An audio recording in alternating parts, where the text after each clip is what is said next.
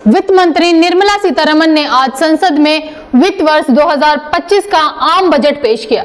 इस बजट पर आम जनता से लेकर व्यापार जगत की भी नजरें टिकी हुई थी। बजट में आयकर से जुड़ी घोषणाओं के साथ साथ कई ऐसे ऐलान हुए जो रोजमर्रा की जरूरतों से जुड़े हैं, सामानों की कीमतों को प्रभावित करते हैं। वित्त मंत्री निर्मला सीतारमण ने बजट 2025 में जो घोषणाएं की हैं, उससे कई चीजें प्रभावित हुई हैं। कई चीजें सस्ती हुई तो कई चीजें महंगी हुई हैं। जानिए वित्त मंत्री की घोषणाओं से किन किन वस्तुओं पर कौन सा असर पड़ा।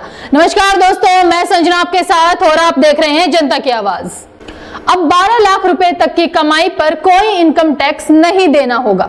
सरकार डायरेक्ट टैक्स पर 1 लाख करोड़ रुपए और टैक्स रेट में बदलाव के कारण डायरेक्ट में 2600 करोड़ रुपए की छूट देगी। 25 लाख रुपए की वार्षिक आय वाले व्यक्तियों को कर में 1,10,000 रुपए का लाभ मिलेगा। 18 लाख रुपए की वार्षिक आय वाले व्यक्ति को कर में 70,000 रुपए का लाभ मिलेगा। मोबाइल फोन की बैटरी बनाने के लिए 28 और सामानों को कैपिटल गुड्स की छूट वाली लिस्ट में शामिल किया गया है। स्टार्टअप को टैक्स बेनिफिट लेने के लिए कंपनी बनाने की समय सीमा 5 साल और बढ़ा दी गई है। गिग वर्कर्स जो ऐप या प्लेटफॉर्म के जरिए काम करते हैं, उनके लिए भी अच्छी खबर है। सरकार उन्हें पहचान पत्र देगी और ई श्रम पोर्टल पर रजिस्टर करेगी। उन्हें पीएम जन आरोग्य योजना के तहत स्वास्थ्य सुविधाएं भी मिलेंगी। इससे लगभग 1 करोड़ गिग वर्कर्स को फायदा होगा। अटके हुए हाउसिंग प्रोजेक्ट को पूरा करने के लिए स्वामी स्कीम के तहत 50,000 घर बनाकर तैयार हो गए हैं।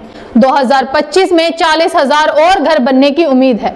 इसके अलावा स्वामी फंड 2 में 15,000 करोड़ रुपए से 1 लाख और घर बनाए जाएंगे।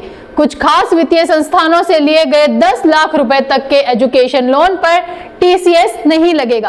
किराए पर टीडीएस की सालाना सीमा 2.4 लाख रुपए से बढ़ाकर 6 लाख रुपए कर दी गई है। वरिष्ठ नागरिकों के लिए टैक्स कटौती की सीमा दोगुनी करके 1 लाख रुपए कर दी गई है। किसानों के लिए क्या सुविधाएं की गई हैं, जानिए। किसान क्रेडिट कार्ड केसीसी की लिमिट 3 लाख से बढ़ाकर 5 लाख रुपए हुई। देश के पीएम धन धान्य कृषि योजना शुरू होगी। 100 जिलों को फायदा होगा। डेयरी और मछली पालन के लिए 5 लाख रुपए तक का लोन। समृद्धि उत्पाद सस्ते होंगे। कस्टम ड्यूटी 30% से घटाकर 5% की गई है।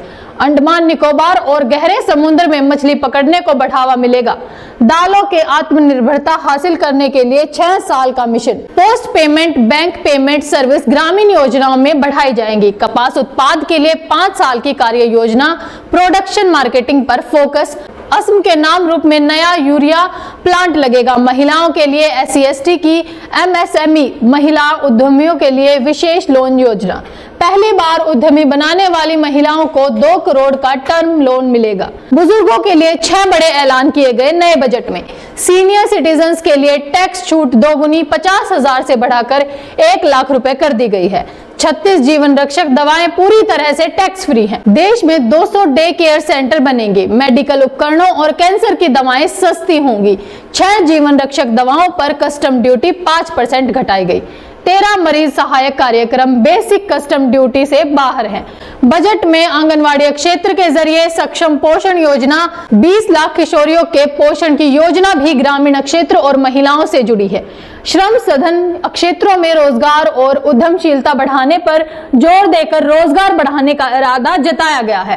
पेंशन लेने वालों के लिए केवाईसी सिस्टम की आसान करने का दावा किया गया है। मध्यम वर्ग को भी बहुत कुछ देने की कोशिश बजट में दिखी है, लेकिन असल फायदे बजट के बारीक आकलन से ही साफ हो पाएंगे। विकास की गति बढ़कर अर्थव्यवस्था को मजबूत करने की घोषणा भी है।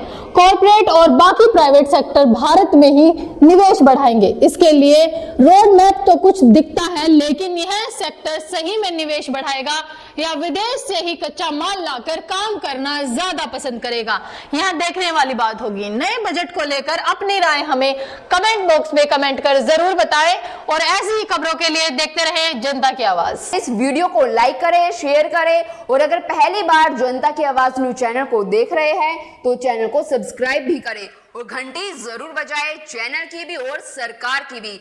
आज की नेशनल मीडिया के मुकाबले में जनता का साथ दीजिए और उसकी ताकत बनिए, जनता की आवाज बनिए और हो सके तो इसके लिए चैनल को ज्वाइन भी करें।